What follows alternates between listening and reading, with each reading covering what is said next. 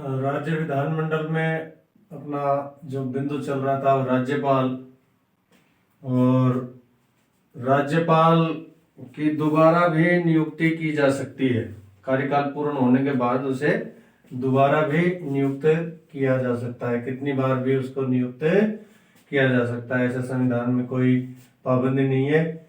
और 5 वर्ष पूर्ण होने पर नए राज्यपाल की जो नियुक्ति होती है तो तब तक वो अपने पद पर 5 वर्ष के बाद भी बना रहता है। 5 वर्ष पूर्ण होने के बाद जब तक नए राज्यपाल की नियुक्ति नहीं हो जाए तब तक भी वो अपने पद पर बना रह सकता है। अकस्मात यदि कोई घटना हो जाती है मान लो, और जिसका संविधान में कोई जिक्र है नहीं, तो राष्ट्रपति उस स्थिति के लिए राज्यपाल के कार्यों के लिए उपबंध बना सकता है। ये संविधान में किया गया है कि अगर उस समय कोई उपबंध नहीं है कोई उस मामले में, तो उसके लिए राष्ट्रपति को उपबंध बनाने का पावर दी गई है। यथा जैसे मान लो वर्तमान राज्यपाल का निधन हो जाता है तो संबंधित राज्य के उच्च न्यायालय के मुख्य न्यायाधीश को अस्थायी तौर पर राज्यपाल का कार्यभार राष्ट्रपति के द्वारा सौंपा जा सकता है। अब इसकी जो शक्तियां हैं और कार्य हैं, कार्यकारी जो शक्तियां हैं, तो उनके बारे में अपन नीचे जिक्र करेंगे। और उसके अलावा कार्यकारी शक्तियों के अलावा और कौन कौन सी शक्तियां राज्यपाल के पास होती हैं। राज्यपाल के पास कार्यकारी शक्तियां, उसके साथ विधायी शक्तियां और वित्तीय और न्यायिक शक्तियां, जैसे राष्ट्रपति के पास होती है न्यायिक शक्तियां कि दंड को माफ कर देना, कम कर देना, मृत्यु दंड को भी क्षमा कर देना, कम कर देना। इस तरह से इसके पास भी, इनके पास भी, राज्यपाल के पास भी विधायी न्यायिक शक्तियां भी होती हैं, जिनका अपन विस्तार से जिक्र करेंगे जब न्यायिक शक्तियां पढ़ेंगे। तो और लेकिन ये शक्तियां तो होती है, कार्यकारी शक्तियां होती है, विधायी शक्तियां होती है, वित्तीय शक्तियां होती है, न्यायिक शक्तियां होती है। लेकिन जिस प्रकार से राष्ट्रपति को कूटनीतिक शक्ति है, कूटनीतिक कोई समझौते वगैरह करने के लिए, सैन्य एवं तीनों सेनाओं का जैसे सुप्रीम सेनापति होता है राष्ट्रपति, और आपातकाल लागू करने की शक्तियां जो है, 3 तरह के जो आपातकाल होते हैं वो तीनों तरह के आपातकाल की शक्तियां राष्ट्रपति होती है, राज्यपाल को नहीं होती है। इसी प्रकार से इसकी अपन कार्यकारी जो शक्तियां होती हैं राज्यपाल के, उसके बारे में विस्तार से चर्चा करेंगे कि कौन कौन सी शक्तियां राज्यपाल के पास जो कार्यकारी शक्तियां होती हैं जिन्हें वो अपने आधार पर लागू कर सकते हैं। जैसे राज्य सरकार के मंत्रियों में कार्य आवंटन के नियम बना सकता है। कार्य आवंटन करने का कार्य राज्यपाल का नहीं है, कार्य आवंटन का कार्य है मुख्यमंत्री का, लेकिन उनसे संबंधित कार्य आवंटन से संबंधित कार्य आवंटन के नियम बनाने का काम कौन कर सकता है? राज्यपाल कर सकता है। किसी भी मंत्री को कौन सा विभाग, कौन सा कार्य दिया जाएगा, ये आवंटन करता है, ये करता है मुख्यमंत्री। तो कार्य देने का काम तो मुख्यमंत्री का, लेकिन उससे संबंधित जो नियम, कार्य आवंटन से संबंधित जो नियम है वो राज्यपाल बना सकता है।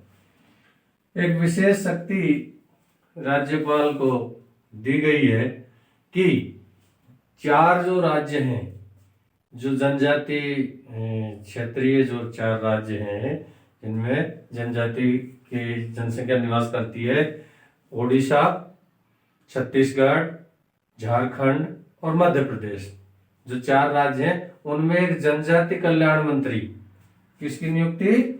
जनजाति कल्याण मंत्री को नियुक्त करने की शक्ति है कि एक जनजाति कल्याण मंत्री को नियुक्त करेगा कौन?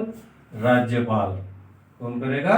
राज्यपाल को। ये अपने आप में के उसको स्पेशल पावर है कि जैसे मध्य प्रदेश, छत्तीसगढ़, झारखंड, ओडिशा, इनमें एक जनजाति कल्याण मंत्री की नियुक्ति राज्यपाल, उस राज्य का राज्यपाल कर सकता है। राज्य में महाधिवक्ता यानी एडवोकेट जनरल, किसकी? Advocate general. इसी प्रकार जैसे सेंटर में अटॉर्नी जनरल होता है, उसी प्रकार से महान्यायवादी जैसे सेंट्रल गवर्नमेंट में या केंद्र में होता है, उसी प्रकार से राज्य का जो एडवोकेट होता है उसे कहते हैं महाधिवक्ता। और उसकी नियुक्ति कौन करता है? उसकी नियुक्ति करने का कार्य है राज्यपाल को। और उसको कितना पारिश्रमिक दिया जाएगा उसको भी कौन तय करेगा? संबंधित राज्य का राज्यपाल। और वो अपने पद पर कब तक रहेगा? अपने पद पर भी वो राज्यपाल के प्रासाद पर्यंत ही रहेगा। जब तक राज्यपाल की इच्छा होगी तब तक वह उस पद को धारण करता है। इसी प्रकार से राज्य के निर्वाचन आयुक्त जिस प्रकार से महाधिवक्ता की नियुक्ति करता है, उसी प्रकार से राज्य के निर्वाचन आयुक्त जो राज्य की पंचायतों के लिए स्थानीय जैसे जो गवर्नमेंट होती है, स्थानीय स्वशासन होता है, जैसे नगरीय निकाय, पंचायती राज, इनके लिए चुनाव करवाने का कार्य कौन करता है? निर्वाचन आयुक्त, राज्य का निर्वाचन आयुक्त। तो राज्य के निर्वाचन आयुक्त की नियुक्ति भी किसके द्वारा की जाएगी?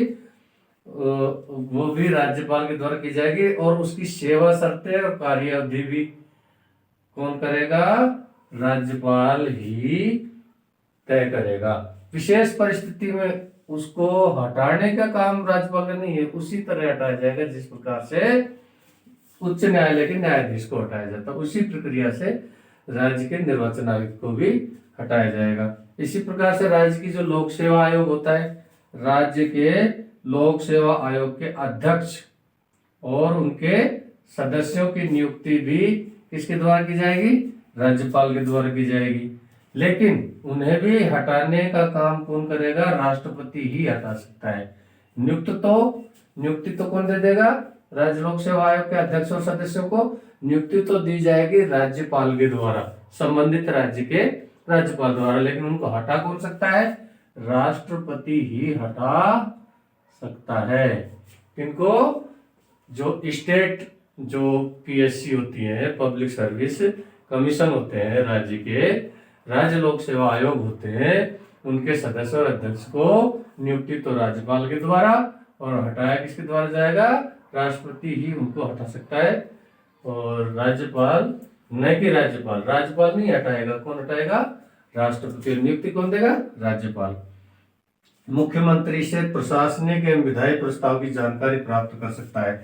अब मुख्यमंत्री से अपने जो संबंधित राज्य में प्रशासनिक कार्यों से संबंधित और विधायी प्रस्ताव जो हैं उनसे संबंधित कोई भी जानकारी राज्यपाल मुख्यमंत्री से मांग सकता है, मंगवा सकता है, उसके बारे में जानकारी प्राप्त कर सकता है। और इसी प्रकार यदि किसी मंत्री ने मान लो कोई निर्णय लिया है और मंत्री परिषद ने उस पर कोई विचार नहीं किया है, तो उससे संबंधित बातों की जानकारी भी वो अब जो है ले सकता है। यदि किसी मंत्री ने कोई निर्णय लिया हो और मंत्री परिषद उस पर कोई संज्ञान मंत्री परिषद ने नहीं लिया हो, तो राज्यपाल उस मामले में मुख्यमंत्री से विचार करने की मांग कर सकता है कि भाई इस पर विचार किया जाए। और राष्ट्रपति से राज्य में संवैधानिक आपातकाल की भी सिफारिश कर सकता है कि भाई परिस्थितियां अनुकूल नहीं है तो क्या कर दिया जाए? राष्ट्रपति शासन इसमें यहाँ पर लागू कर दिया जाए। इस तरह की सिफारिश भी कौन करता है? राज्य का राज्यपाल करता है। राष्ट्रपति शासन लागू जब हो जाता है उस समय, राष्ट्रपति शासन के समय, उसकी जो जितनी भी कार्यकारी शक्तियां हैं वो उनका विस्तार राष्ट्रपति के प्रतिनिधि के रूप में करता है। जिस प्रकार से उसके राष्ट्रपति के आदेश होते हैं केंद्रीय मंत्रिपरिषद की सलाह पर, उसी प्रकार से राज्यपाल वो एक तरह से उनका प्रतिनिधि हो जाता है राष्ट्रपति का, और वो उसके प्रतिनिधि के रूप में या उसके एजेंट के रूप में जो है काम करता है। और इसी प्रकार से राज्य के जितने भी विश्वविद्यालय होते हैं उन सबका संबंधित राज्य में, जिस राज्य का राज्यपाल है उस राज्य में जितने भी जो है विश्वविद्यालय होते हैं उन विश्वविद्यालयों के सबका हेड यानी कुलाधिपति राज्यपाल होता है। और उन सभी विश्वविद्यालयों में जो राज्य के अंतर्गत आते हैं सभी विश्वविद्यालयों के कुलपतियों की नियुक्ति भी किसके द्वारा की जाती है? उन सब कुलपतियों की नियुक्ति राज्यपाल के द्वारा की जाती है। इस प्रकार से इसकी कार्यकारी शक्तियां हैं। इसके बाद मैं आपको विधायी शक्तियों के बारे में बताऊंगा अगले लेसन में, और वित्तीय शक्ति और न्यायिक शक्तियों के बारे में भी आपको एक लेसन बताया जाएगा। और इन सब की समाप्ति पर जिस प्रकार से अपन पहले करते आए हैं, जो तथ्यात्मक बातें होंगी, आपका कॉन्सेप्ट जब क्लियर हो जाएगा तो फिर अपन तथ्यात्मक बातें, कौन से अनुच्छेद में कौन सी जो है पावर इसको राज्यपाल को दी गई है, किसके तहत वो इस तरह के कार्य कर सकता है, किस तरह से विधायी शक्तियां उसके पास है, किस तरह से उसके पास वित्तीय शक्तियां हैं, किस अनुच्छेद के तहत वो जो है किसी मंत्री से संबंधित किसी विषय की जानकारी जो है मुख्यमंत्री से मांग सकता है, जो कोई किसी मंत्री ने निर्णय लिया है उस पर कोई संज्ञान नहीं लिया गया है मंत्रिपरिषद। इस तरह की जितने भी जो इनको शक्तियां हैं वो संविधान के किस अनुच्छेद के तहत है, या किसी राज्य में राज्यपाल होगा किस अनुच्छेद के तहत है, और 2 या 2 से अधिक राज्यों का राज्यपाल भी कोई एक ही व्यक्ति हो सकता है। उस तरह की जो सभी जो तथ्यात्मक जो इससे संबंधित जो भी बातें होंगी, और किस अनुच्छेद के तहत राष्ट्रपति को के लिए अपने किसी विधेयक को वो रोक सकता है राष्ट्रपति की सलाह लेने के लिए, किस अनुच्छेद में ऐसा प्रावधान है, ये सब बातें अपन एक लेसन में एक्स्ट्रा करेंगे।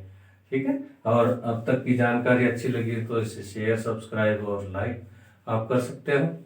और उस तरह है नहीं कि भाई मुझे कोई रिकॉर्ड बनाना है, ये आपके बिल्कुल सेवा के लिए है।